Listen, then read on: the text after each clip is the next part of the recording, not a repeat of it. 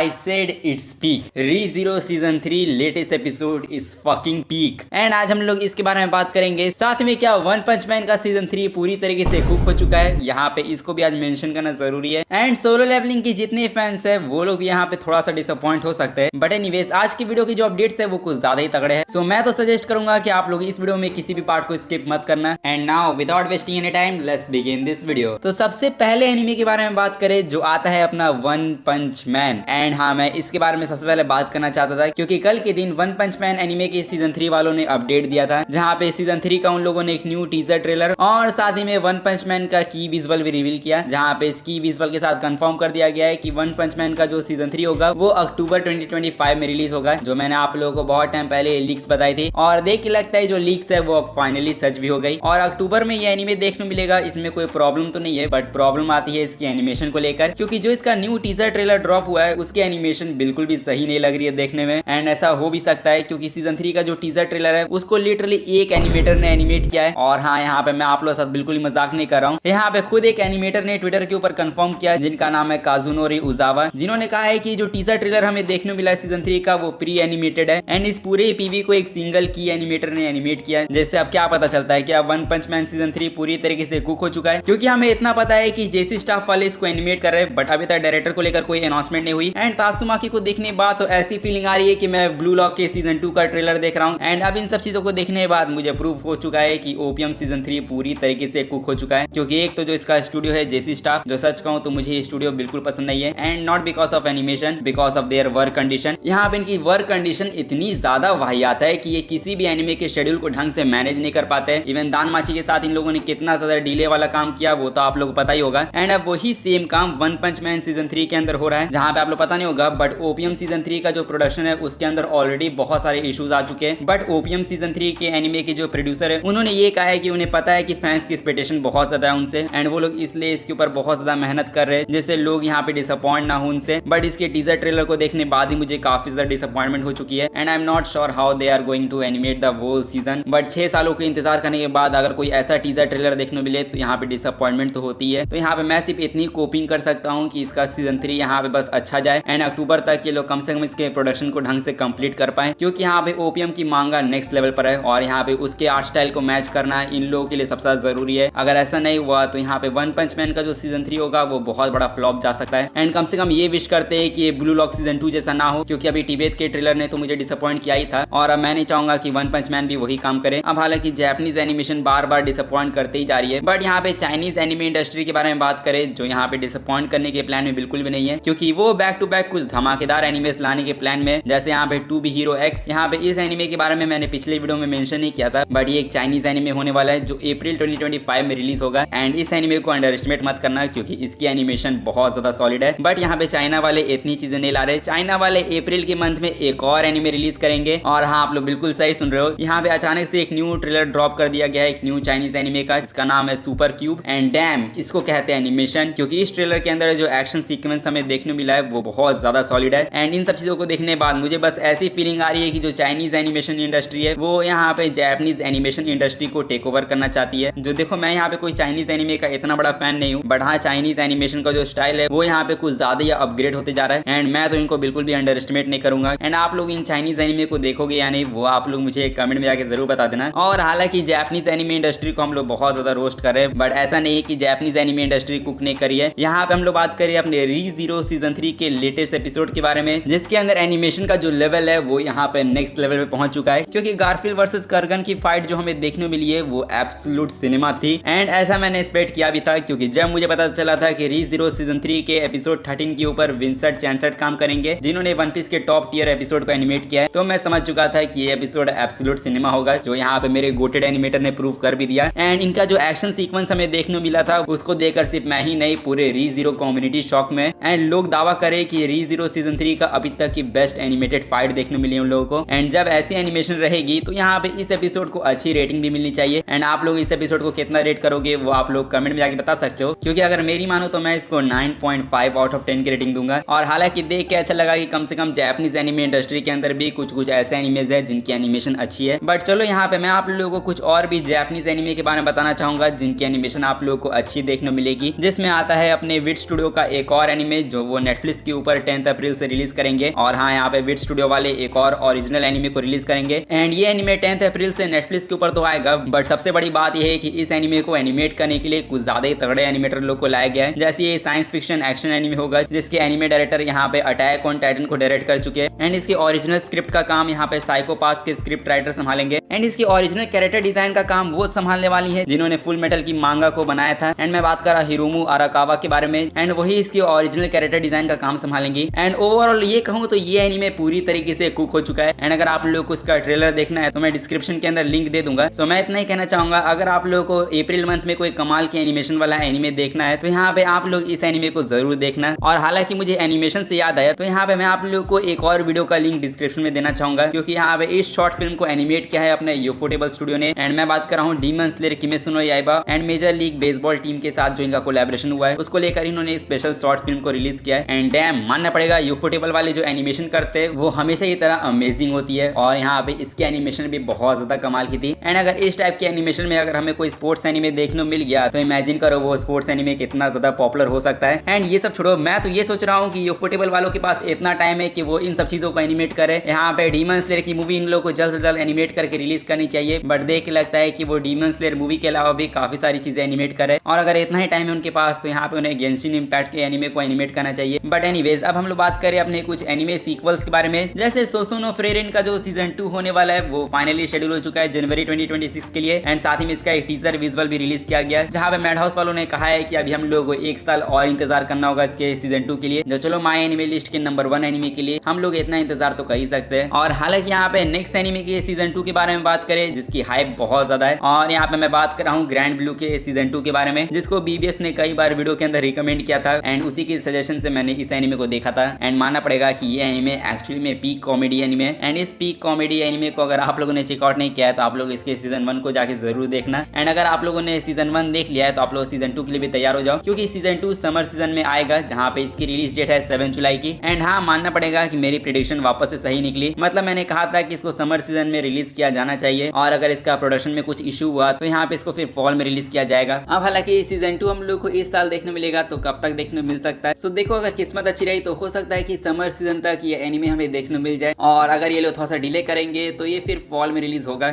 But देख के लगता है कि इस एनिमे के अंदर कोई प्रोडक्शन इशू नहीं होने वाला है, इसलिए इस पीक कॉमेडी एनिमे का कमबैक यहाँ पे समर सीजन के अंदर होगा। अब वैसे इसके अलावा अब हम लोग कुछ एक्स्ट्रा एनिमे अपडेट्स के बारे में बात कर ले। जैसे पोकेमॉन के जितने फैंस हैं मैं आपको बताना चाहूंगा कि पोकेमॉन एनिमे वाले अपनी स्पेशल अनाउंसमेंट करने वाले 14 मार्च के दिन। एंड ये अनाउंसमेंट किस चीज को लेकर होगी वो तो मैं आप लोग बता ही दूंगा। सो मेक श्योर आप लोग चैनल को सब्सक्राइब करके रख लेना। एंड इसके अलावा यहाँ पे गर्ल्स रॉक बैंड सीरीज अगर आप लोगों ने देख रखा है तो यहाँ पे उसकी एक और एनिमे सीरीज जिसका नाम होगा Rock is a lady modesty. So ये एनिमे भी 3 अप्रैल से एयर होगा। एंड यहाँ पे अब हम लोगों ने अपने बहुत सारे एनिमे अपडेट्स के बारे में बात कर लिया है तो यहाँ पे अब जरा बात करें कुछ मांगा अपडेट्स के बारे में। जैसे ड्रैगन बॉल सुपर वॉल्यूम 24 का कवर रिलीज किया जा चुका है and holy shit this is actually looking good. And I am not even kidding, यहाँ पे टोयोतारो ने लिटरली अपने आर्टवर्क से प्रूफ कर दिया है कि वो ड्रैगन बॉल सुपर मांगा को कभी भी नीचे जाने नहीं देंगे। एंड सच कहूँ तो टोयोतारो का जो आर्ट स्टाइल है वो हमेशा से काफी ज्यादा अच्छा था। एंड जब से उन्होंने ड्रैगन बॉल सुपर मांगा के अंदर काम करना स्टार्ट किया है तब से उनका जो आर्ट स्टाइल है वो यहाँ पे बहुत ज्यादा इंप्रूव होते गया है। एंड इतनी सारी चीजों को देखने के बाद हम लोग ये कह सकते हैं कि ड्रैगन बॉल सुपर का जो फ्यूचर है वो यहाँ पे टोरियामा सेंसेई ने अच्छे हाथों में दिया है। And dragon ball super volume 24 जो होगा वो 4 अप्रैल के दिन रिलीज होगा। अब हालांकि मांगा के बारे में हम लोग बात करें तो यहाँ पे ओरिकॉन वालों ने फरवरी महीने के टॉप मांगास की लिस्ट निकाल दी है। एंड यहाँ पे टॉप 20 मांगास के अंदर नंबर 1 पर मांगा आती है वर्ल्ड ट्रिगर की मांगा, बट नंबर 2 पर आती है वो मांगा जिसकी एनिमे सीरीज को मैं इस सीजन फॉलो कर रहा हूँ एंड ये है मेडलिस्ट की मांगा। एंड टू बी ऑनेस्ट मुझे देखकर काफी ज्यादा अच्छा लग रहा है क्योंकि मेडलिस्ट को लोग रिकॉग्नाइज कर रहे हैं। एंड मेरे हिसाब से जो इसका एनिमे अभी रिलीज हो रहा है उसको यहाँ पे और भी लोगों को देखना चाहिए और इसकी हाइप बढ़नी चाहिए। और हालांकि बाकी कौन कौन से मांगास है उनका नाम भी आप लोग अपनी स्क्रीन पर देख सकते हो। एंड सरप्राइजिंगली टॉप 20 लिस्ट के अंदर हम लोगों को बोरुटो की भी मांगा देखने मिली। तो चलो बोरुटो की जितने फैंस है वो लोग खुश हो जाओ। एंड अब मांगा के अपडेट्स भी हमारे समाप्त होते हैं। एंड अब हम लोग बात करें अपने लास्ट अपडेट के बारे में जो आता है अपने सोलो लेवलिंग को लेकर। और यहाँ पे जैसे कि आप लोग पता है कि आज सैटरडे का दिन है एंड आज के दिन हमें सोलो लेवलिंग सीजन 2 का एपिसोड नंबर 10 देखने मिलेगा। और आप लोगों का सवाल था कि इस एपिसोड के अंदर कितने चैप्टर को अडेप्ट किया जाएगा, तो मैं आप लोग बताना चाहूंगा कि इस एपिसोड के अंदर सोलो लेवलिंग मानवा के चैप्टर 92 से लेकर 96 तक कवर किया जाएगा। और ये जो एपिसोड होने वाला है वो फिर से क्रेजी क्लिफ हैंगर के ऊपर एंड होगा, जहाँ पे इस एपिसोड का एंड वहां पर होगा जहाँ पे बीरू अपना फर्स्ट किल करेगा। तो इसको देखने के बाद ऑडियंस का दिमाग फिर से सटकने वाला है और आपका दिमाग खराब हो। बट उससे पहले यहाँ पे मैं आप लोगों को एक और चीज बताना चाहूंगा जिसको सुनकर शायद आप लोग और भी ज्यादा डिसअपॉइंट हो सकते हो। एंड वो वो चीज ये है कि हमारा जो सोलो लेवलिंग सीजन 2 का एपिसोड 10 होगा उसके अंदर जिनवू वर्सेस गोतो की फाइट तो देखने मिलेगी, बट गोतो के इस सीन को यहाँ पे एनिमेट नहीं किया जाएगा, इसको यहाँ पे स्किप मार दिया गया है। जो हाँ ये वही सीन है जहाँ पे गोतो जो है वो जिनवू की पावर को देख के डर जाता है। एंड सच कहूँ तो यहाँ पे सोलो लेवलिंग फैंस को ज्यादा शिकायत करने की जरूरत नहीं है, क्योंकि जब से मैंने टिबेट और ओपीएम का ट्रेलर देखा है तब से यहाँ पे मुझे सोलो लेवलिंग के एनिमेशन से बिल्कुल ही प्रॉब्लम नहीं है। एंड कम से कम हम लोग खुश नसीब है कि सोलो लेवलिंग को अच्छी एनिमेशन मिल रही है, नहीं तो साकामोटो डेज, टिबेट या फिर वन पंच मैन और भी न जाने कितने सारे एनिमेज है जिनकी बकवास एनिमेशन देखकर मेरे दिमाग को यहाँ पे बवासीर हो गया है। और हालांकि आप लोग क्या ओपिनियन है वो आप लोग कमेंट में शेयर कर सकते हो। और इसी के साथ आज की इस वीडियो को हम लोग यहीं पर एंड करते हैं। तो अगर आप लोग मेरी आवाज को अभी तक सुन पा रहे हो तो यहाँ पे अब आप लोगों को एक काम करना है, जाके इस वीडियो को लाइक करना है। एंड चैनल को सब्सक्राइब नहीं किया है तो क्या करे हो, चैनल को सब्सक्राइब कर लो, क्योंकि यहाँ पे फ्यूचर में आप लोगों को ऐसी एनिमे अपडेट्स और भी मिलेंगे। एंड मैं मिलूंगा आप लोगों से नेक्स्ट वीडियो में, तब तक के लिए सायोनारा एंड पीस आउट।